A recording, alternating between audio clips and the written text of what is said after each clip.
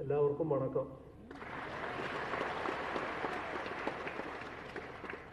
Chairman of this seminar, Comrade K. Balakrishnan, Comrade Prakash Karat, Honorable Higher Education Minister, Karnataka, Dr. M.C. Sudhakar, Honorable Chief Minister of Tamil Nadu, and my brother M.K. Stalin, and other distinguished guests and friends. I am very happy to speak in this seminar on Union-State relations being held here today as part of the 24th Party Congress of the Communist Party of India Marxist. The issues in Union-State relations have become a major discussion point in the present day public discourse for more than one reason.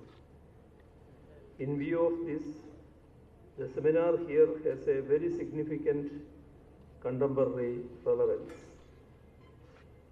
Over the last 7 decades, there have been consistent demands for restructuring the powers of different tiers of government, both from the political and fiscal sides. In the 1980s and later, in the first decade of the 2000s, the Union government appointed the Sarkaria and the Punchi commissions to suggest measures in this regard. These commissions submitted many useful recommendations. Unfortunately, not many of them have come into effect. Nevertheless, there have been changes. If we look back a little into history, it can be seen that our constitution was framed under the abnormal circumstances, that is, in the aftermath of large-scale communal violence and bloodshed following the partition at the dawn of independence. Given this atmosphere that prevailed during the time when the constitution was being shaped, it came to contain very strong centralizing features and emergency provisions. Be that as it may, the question that bothers us most in the present scenario is whether in recent times our polity is becoming more and more unitary in nature, even during normal times. This, I would say, is the peril faced by federalism in India today. The prospects ahead depends on how best we are able to counter this tendency in a democratic manner. Federalism is now judicially recognized as a part of the basic structure of our constitution. There have been interventions from the Supreme Court and the High Courts since the 1990s, when powers under Article 356, which enables the Union to take over the administration of a state on perceived breakdown of the constitutional machinery, have been invoked. In the period since independence, this has been the most overused article of our constitution, belying the fond hope of the chairman of the drafting committee of the constitution, Dr. B.R. Ambedkar, that Article 356 would remain a dead letter. Having said this, I would now turn to the fiscal side before discussing the political aspect in union-state relations. Mutual respect and recognition of powers of the states in their constitutionally provided legislative domain is the basic principle of a federal setup.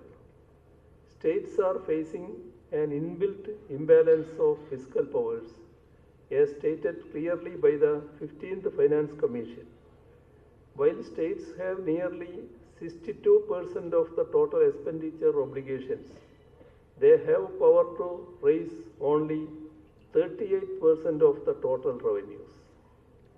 This fiscal imbalance is being worsened by the expanding number of centrally sponsored schemes in which the states are being made to bear an increasing cost burden. Since 2015-16, the share of the states has increased from 25 to 40% in most of these schemes. At present, the Union decides the minute details of the centrally sponsored schemes, making them one size fits all across the states, which are having vastly different local conditions. Of late, the Union is also insisting that these schemes, funded jointly by the Union and the states, should be branded as Union schemes. This has become a major point of difference, and some of the states have expressed very strong reservations in reducing schemes with national priorities as publicity for the ruling dispensation at the center, with the states being made to act as vehicles of propaganda. This trend goes counter not only to federalism but also to democracy. States need to have full freedom to spend in the items constitutionally allotted to them. If the Union considers certain priorities important, it should discuss these with the states, and together broad parameters can be laid down. Instead, conceiving schemes with rigid criteria and insisting that states act as brand ambassadors of the ruling party at the center cuts at the root of federalism and democracy. We need to raise our voice in the strongest possible manner against this tendency. Apart from the above examples of incursions into the legislative domain of states include union legislations on minor ports, dam safety, and the formation of Ministry of Cooperation. All these are subjects in the state list of the 7th schedule of the Constitution. On the revenue side, tax rates across the country have been made uniform, first under the value-added tax and then under the goods and services tax.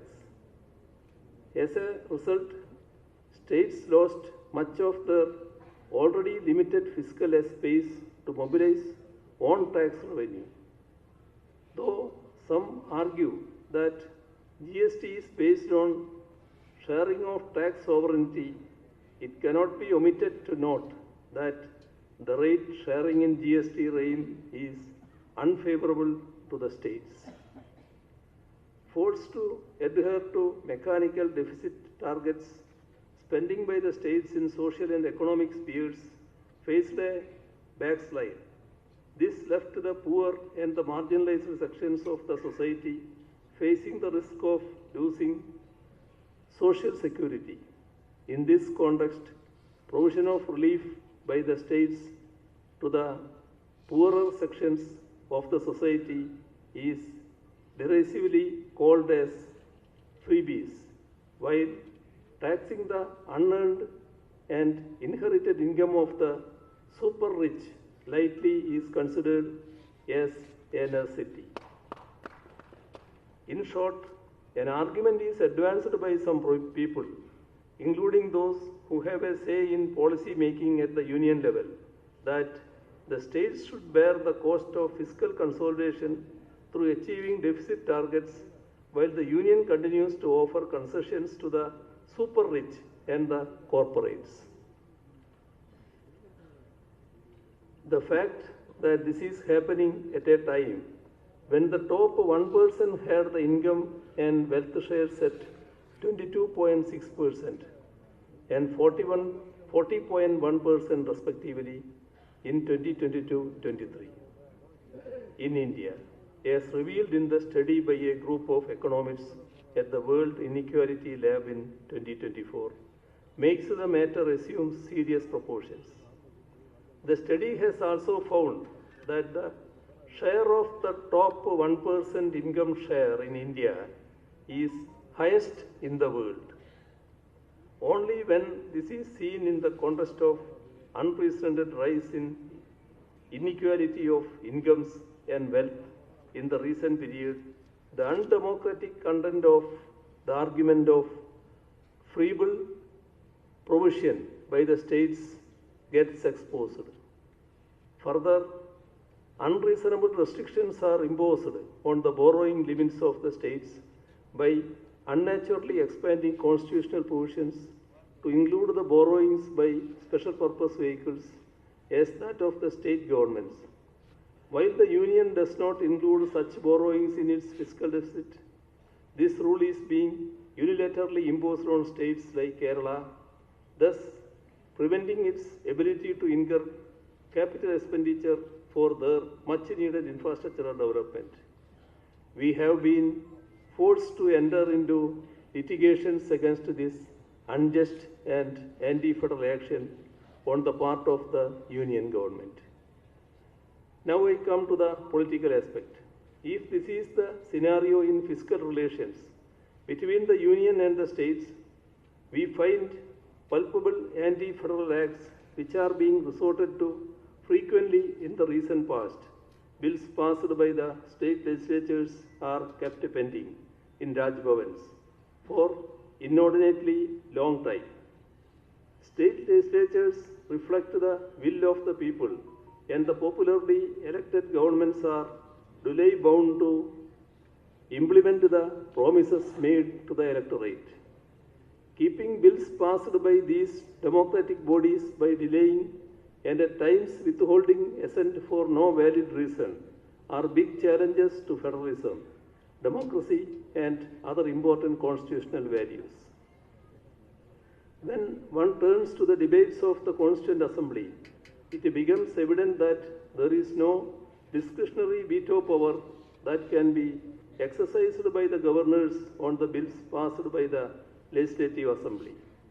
Despite this clear intent in the Constitution, many of the states ruled by parties other than the one running the Union have faced this arbitrary action in the recent past and have been forced to move the apex court.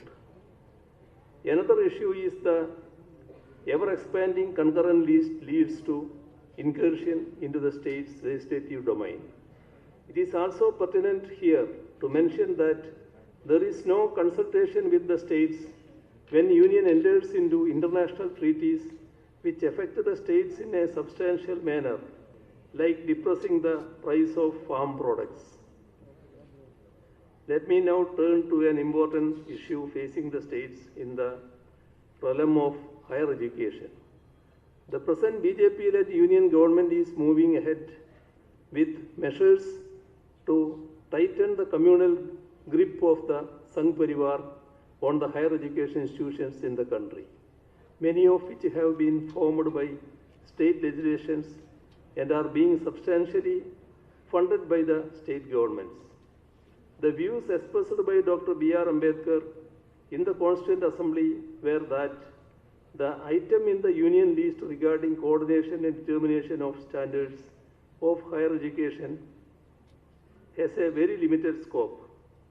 But the present draft University Grants Commission regulations attempt to totally exclude the state government from having any role in university matters like appointment of vice chancellors.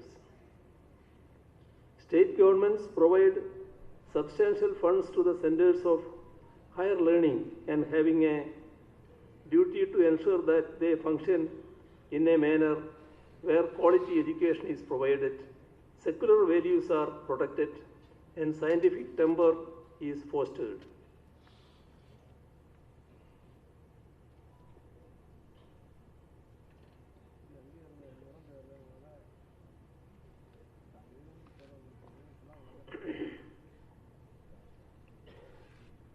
If states are kept out and prevented from performing those duties, it would be an anti-federal and undemocratic act aimed at furthering the partisan political and communal interests of the ruling party at the center and its associates. These acts are not restricted to any single sector like education. The BJP-led union government has now initiated the constitutional amendment on one nation, one election, though it does not have a two-thirds majority in the parliament, which is necessary to pass a constitutional amendment bill. The attempt is to align the term of the state assemblies with that of the Lok Sabha. If interim elections to the former are held, their term is to be truncated to the remainder period of the Lok Sabha. In our country, the voter is extremely discerning in voting for Lok Sabha and state assemblies. They have voted in a substantially different manner in a short span of times. The attempt to align the terms of the Lok Sabha and the state assemblies on the ostensible reason of controlling poll expenditure is an insult to the wisdom of the voter and an attempt to superimpose unitarism over federalism. Yet another worrisome fact is the move to alter the representation of states in the Lok Sabha. This would create serious imbalances in the number of seats which different states will have in the House of the People.